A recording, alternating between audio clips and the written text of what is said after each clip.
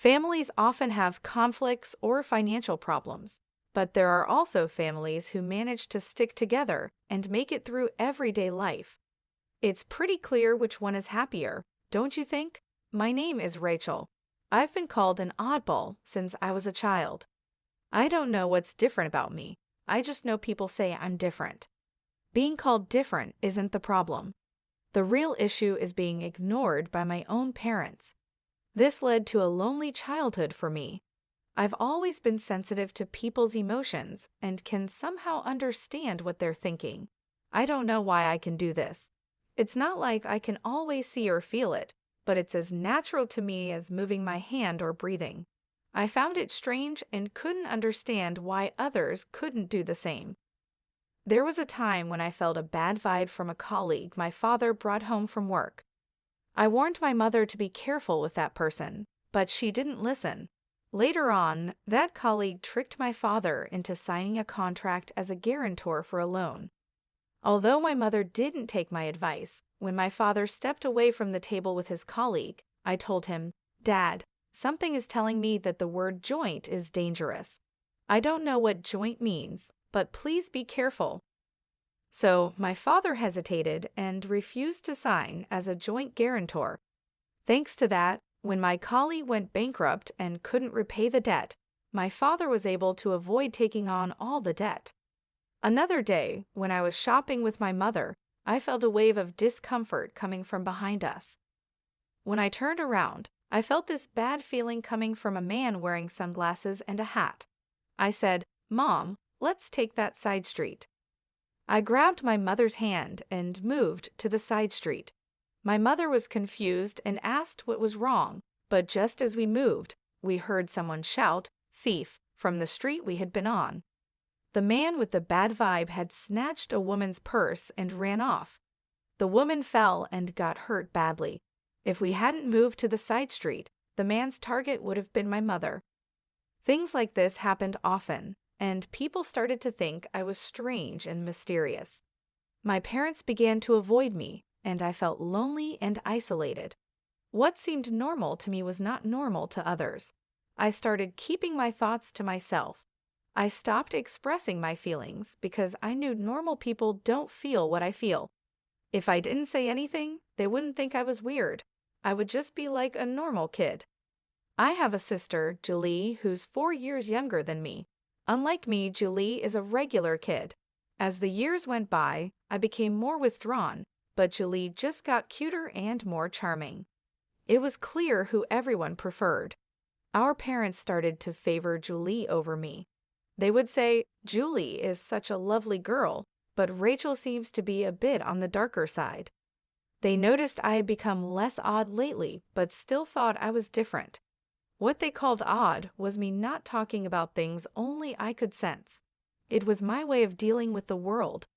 I was tired of how this ability of mine was torturing me, so I tried hard to suppress it.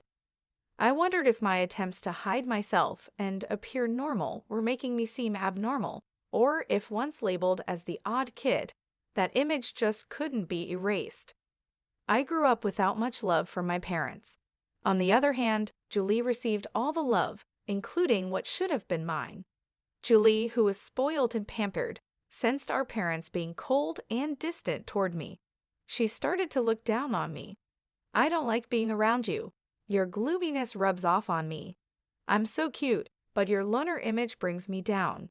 Julie started to insult me whenever she got the chance. Our parents lightly scolded Julie, but they never seriously tried to correct her. When I was in 8th grade and Julie was in 5th grade, she was scouted by a talent agency on the street. I knew it. It's because I'm cute. They said I could even appear on TV, Julie said, pleased with herself. She started dreaming big, and our parents didn't seem entirely against it. "You should calm down and think carefully." I sensed something shady about this. I spoke up, expressing the intuition that I had long suppressed because I didn't want Julie to get into trouble. Julie, who didn't know about my unique ability, said, "What's your problem? Are you just jealous because you're not cute and nobody approached you? Don't say weird things and stop interfering with me." She seemed furious, Even my parents, who knew about my ability, either forgot about it or were too excited about Julie standing on the glamorous stage. They sided with Julie and criticized me. After that, I resolved to remain silent again. I told myself that there was nothing good in saying unnecessary things. One day, a student teacher came to my junior high school. He was a male college student who graduated from the school and wanted to be a physical education teacher. As he shared his dreams about education and gave a strong greeting, the teacher and students, especially the female students, were charmed. When he responded cheerfully to the girls' excited cheers, I sensed a dark aura from him. I had always vowed to hide my unique abilities, but seeing my classmates potentially in danger, I decided to break my self-imposed rule. I chose a teacher who seemed understanding and talked to her. "I know this is sudden, but please believe me and help me," I said. The teacher was puzzled by my sudden request, but agreed to stake out a certain location after school, just as I asked. I didn't tell the teacher the details. I had no reason to think she would believe me, but the fact that she agreed to help without any explanation made me think she wasn't an ordinary person either. The next day, the school was in an uproar. The male student teacher was arrested for violating a public nuisance prevention ordinance. The location where the teacher staked out was near the girls' restroom. Within 10 minutes of starting the stakeout, the student teacher appeared, entered the girls' restroom, and installed a video camera. The teacher caught him in the act. Thanks to that, the female students were saved from being secretly filmed, and their dignity was protected. Meanwhile, my sister, who had joined the talent agency, was proudly telling everyone about it. But there were no real lessons or auditions. She only had to pay expensive membership and lesson fees. Then, suddenly, the agency closed down, leaving an empty shell. In short, my sister was scammed. She cried and screamed, directing her anger at me. "It's all because you said weird things. My future is ruined, and it's all your fault." It didn't make any sense, but my sister seemed to truly believe it. Maybe that's the only way she could handle it. For me, it was a disaster and a nuisance. Our parents didn't say such unreasonable things, but their attitude became more distant toward me and more supportive of my sister. I ended up feeling lonely again, as the odd one out. I was happy that I could help everyone at school, but I was terrified that my actions would corner me. That's when I received a call from the teacher who had listened to my story, asking me to come to the staff room. Worried that I would be labeled as strange again, I opened the door to the teacher's staff room. "You knew something like that was going to happen, didn't you?"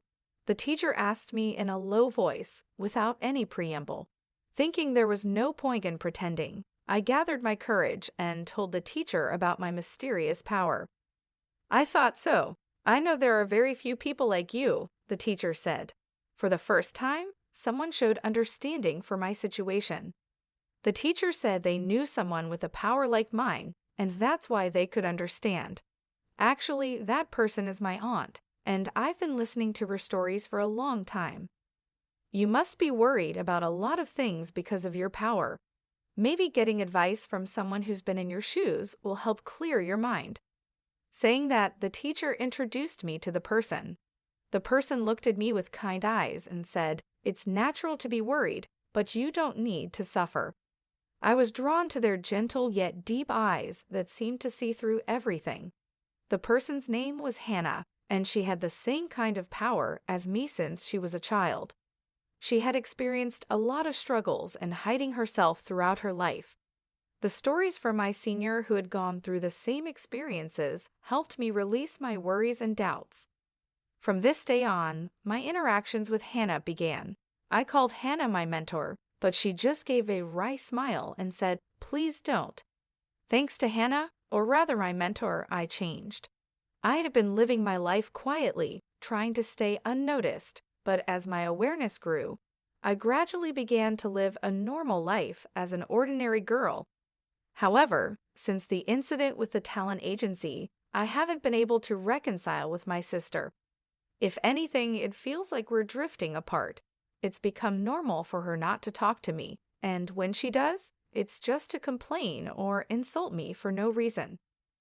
I often have no idea what triggers her mood switches.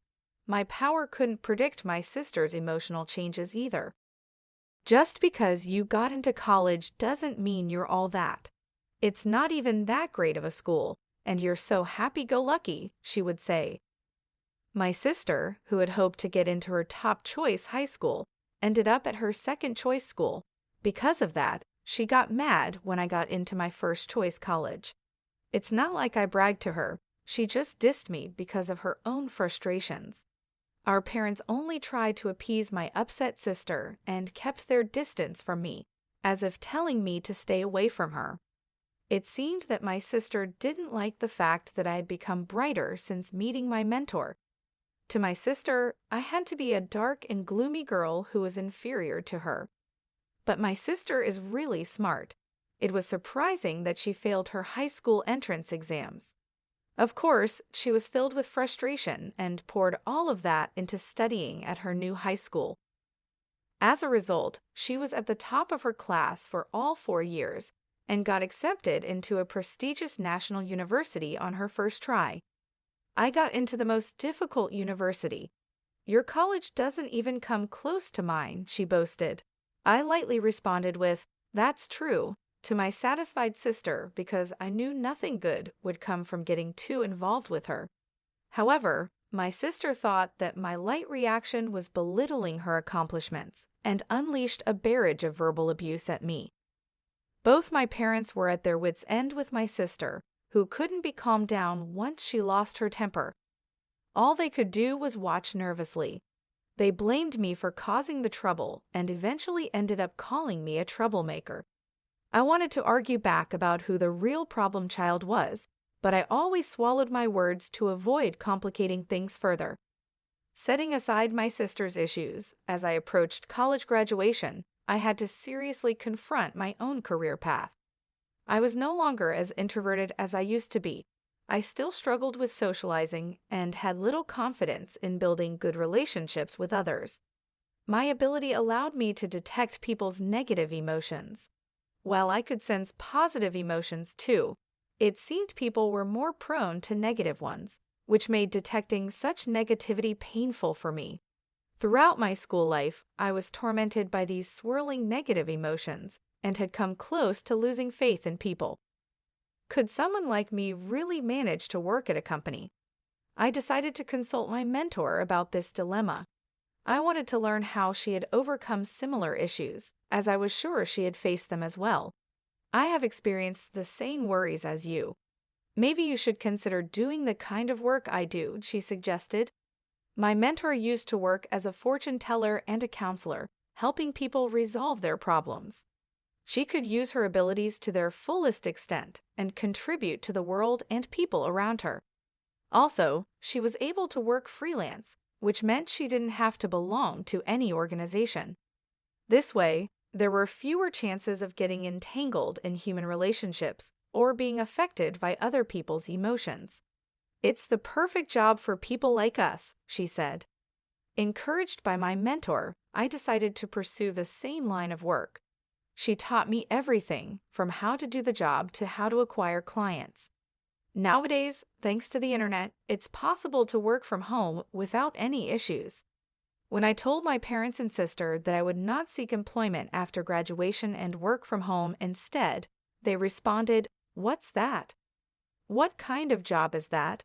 Seems so dumb. You'll be home all the time. At least make sure to do the housework. Can you even make a living doing that? How will you cover living expenses? Well, as long as you contribute to the household, do whatever you want." While I expected such a response from my parents, it made me feel a little lonely that they didn't support me more. I felt sad thinking about their demands for housework and money.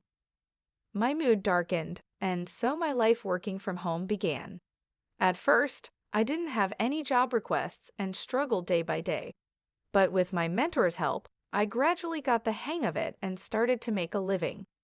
For about a year, I couldn't contribute financially to the household, so I focused on doing the housework. My dad seemed unsatisfied, but my mom was relieved and kept him in check. After about a year, when I finally started contributing financially, my dad mocked me by saying, "Oh, finally, you're able to earn some pocket change, huh?" But I could tell he was actually quite satisfied with the money.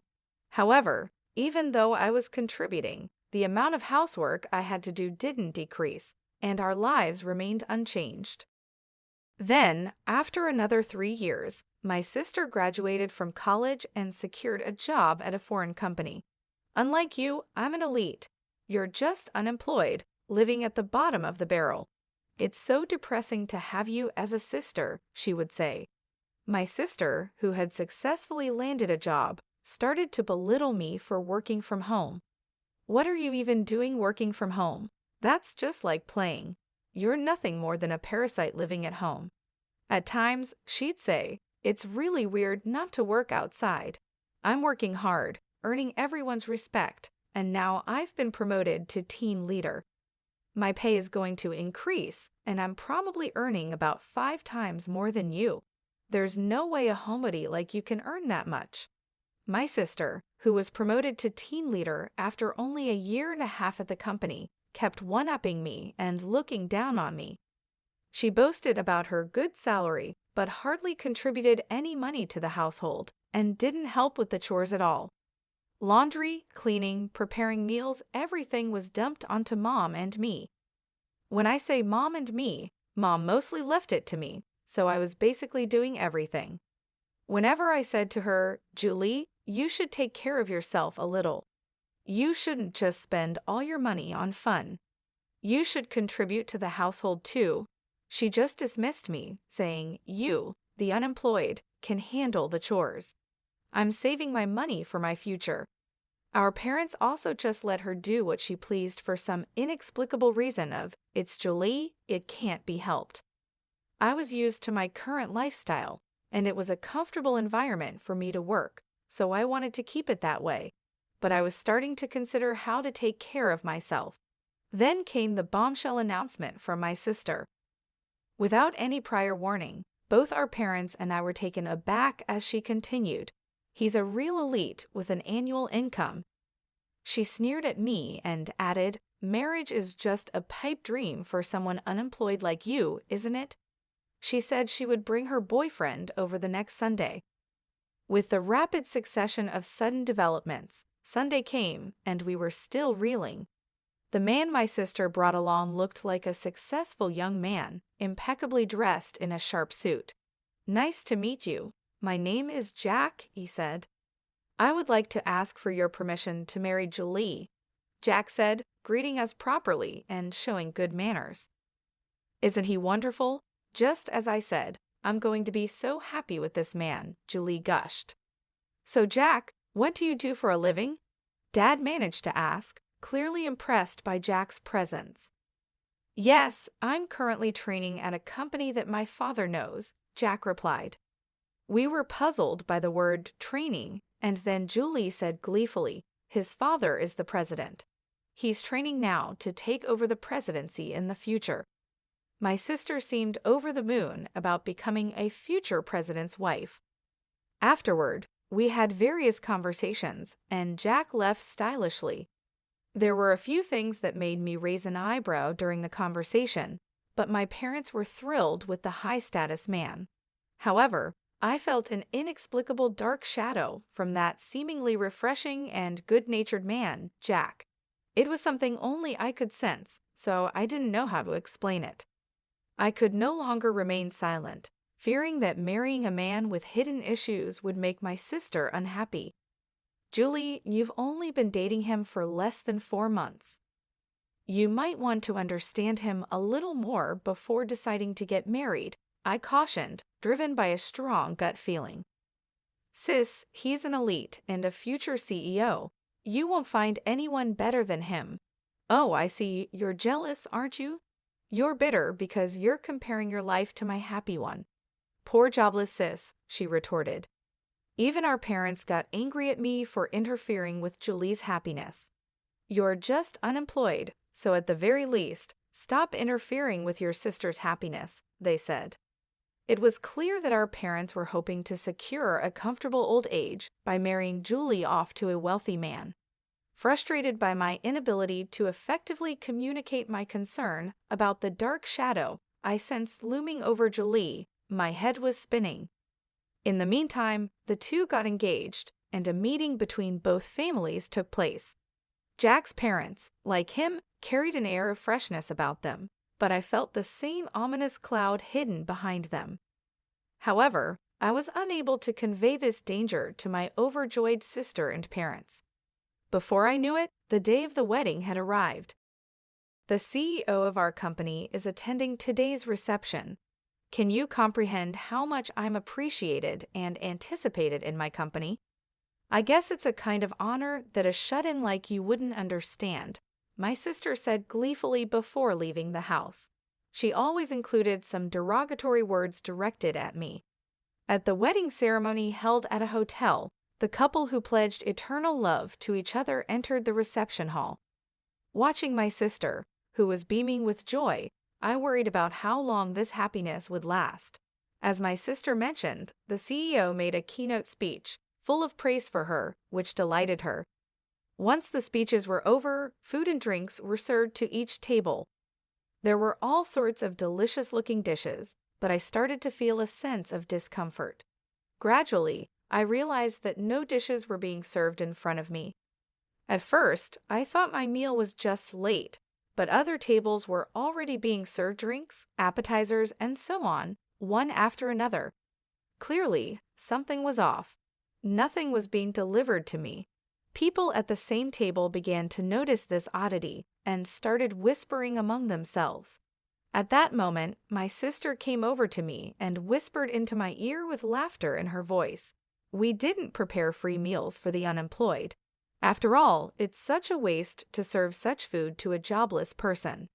You should just eat potato chips at home. Just leave your gift money and go home. This outrageous remark was spoken loudly in my ear, and my ears rang. Jack, sitting at the groom's table, was grinning and nodding. Even our parents, who at first seemed surprised, said, "Well, it's true, Rachel is jobless after all." I was first taken aback, then a wave of anger surged up within me. I never thought you'd stoop this low, sis. Mom and Dad, this is unacceptable. How could you accept such rudeness? My parents just scowled at me, never bothering to reprimand my sister. Fine, I get it. I'm leaving, but don't come crying to me later, I said. You sound like a sore loser, she shot back.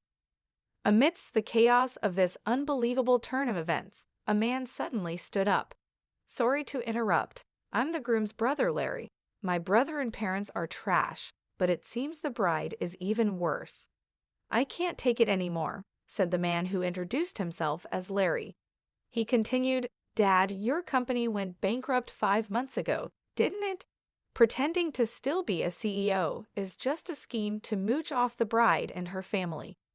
Jack will never become a CEO. He's planning to leech off his wife while pretending otherwise. He's unemployed now. Larry's words caused a commotion among the guests, but my sister was the most heated. What do you mean you lied to me? What do you mean unemployed? She demanded, her face turning from red to blue, her eyes welling up with tears. Our parents, their assumptions proven wrong, began to yell and curse. The anguished cries of my family echoed throughout the venue.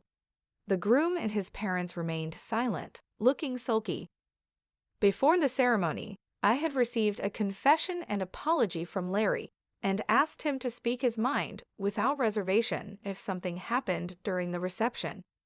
As my sister was berating Jack with a wrathful face, another man couldn't take it anymore and stood up. It was the president of my sister's company. Enough already. This is embarrassing. You have no right to criticize the groom. What do you think about your terrible attitude towards your own sister? The president's angry voice made my sister's face contort in fear. For one, I didn't attend your wedding for your sake. I wouldn't have come if you weren't the sister of Rachel. Suddenly, my name was mentioned by the president, and my sister's eyes widened in surprise. Huh? Who are you talking about? Rachel is a goddess to many of us business owners, rescuing countless companies from the brink of collapse, he continued. In fact, with the guidance of my mentor, I have been working as an advisor for corporate revitalization and growth. Starting with fortune telling and life consultation, I used my abilities to show companies the path they should take. All my advice was spot on, and the companies that sought my help experienced a rapid resurgence in business, achieving a V-shaped recovery. As a result, I had earned titles like teacher and goddess. My sister's company had also consulted with me 5 months ago, and thanks to my advice, it had been reborn as a stronger enterprise. The president, grateful for my assistance, attended the wedding today as well. I had no idea. You're not just a basement-dwelling, unemployed nobody, are you? My sister said, finally realizing the truth. Thanks to my thriving career, her assumptions had been shattered. I now earn several times what you do. Despite contributing significantly to the household income, our parents never seemed to care about me. They thought that money was from Julie. Oh, we thought Julie provided that money, they said, misunderstanding the situation. There was no way Julie would have been contributing money to the house. The wedding reception turned into a chaotic scene and was called off. Naturally, all the guests were fully refunded their wedding gifts. I've already signed a contract for an apartment under my name. I can't afford it on my own, especially now that he's unemployed, my sister sobbed. Jack retorted, "You're the one who signed the contract. I don't know anything about that." The wedding was a complete disaster, resulting from my sister's malice towards others. She may argue there were reasons for her behavior, but they didn't hold up. Afterward, Julie divorced Jack and claimed alimony. Since Jack was jobless and his parents didn't have much, she couldn't receive much alimony. She barely managed to pay for the wedding venue, let alone the apartment she had contracted. The place that was supposed to be their love nest was never occupied and was canceled. However, the debt didn't simply vanish, and Julie found herself heavily burdened by loans. Moreover, her outrageous behavior at the wedding quickly became known among her colleagues, leading to a rapid decline in her reputation. The CEO had no choice but to demote her. With no place left in the company and having lost her pride as an elite, Julie wanted to quit and run away, but she had to bear the embarrassment for the sake of loan repayment. She continued with a trivial job in a hardly noticeable basement storage room. Jack and his parents, who had failed in their plan to leech off Julie, were now scraping by with occasional day labor. Naturally, Jack's elder brother, Gary, had cut off all ties with his parents and brother. The parents quickly gave up on Julie when she hit rock bottom and tried to cozy up to me instead. To them, I said, "I've had enough of being manipulated by you. I'm cutting ties. Goodbye forever." I declared this and moved out to start a new life in a newly rented apartment. They took in the fallen Julie, who was struggling to make ends meet. Julie's salary was drastically reduced, and she couldn't possibly contribute to the household expenses, of course. I stopped the money I was contributing to the house as well. Without my financial help and unable to lower their standard of living, our parents quickly became exhausted and struggled every day to make ends meet. They were panting and stressed, trying to maintain the lifestyle they had grown used to, but without the necessary income, it became a daily challenge. On the other hand, my work was thriving. I was able to guide many companies and individuals in the right direction, using my abilities to help them succeed. My reputation grew, and more clients sought my advice. This success brought me a sense of fulfillment and financial stability. It felt good to finally be appreciated for my skills and to see the positive impact I was making on others' lives. After the wedding incident, I started dating Larry. He had been so honest and brave during that chaotic time, and we grew close. He recently proposed to me, and I accepted. If everything goes well, marriage could be in our future. Larry is a man of pure heart, with no dark shadows lurking within him. Unlike the people my sister had surrounded herself with, Larry was genuine and kind. I'm looking forward to building a happy life with Larry. Together, we dream of a future filled with love, mutual respect, and understanding. With him by my side, I feel a sense of hope and excitement for what lies ahead. We've talked about our plans, our dreams, and how we want to support each other in everything we do. As I reflect on everything that has happened, I feel a mix of emotions. I am relieved to have cut ties with my parents and sister, who never appreciated me. I am proud of the person I have become, despite the challenges I faced, and I'm grateful for Larry, who has brought light and love into my life. Looking forward, I see a bright future. I am excited about the possibility of marriage with Larry and the life we will build together. With him, I know I will never have to hide who I am or feel unappreciated.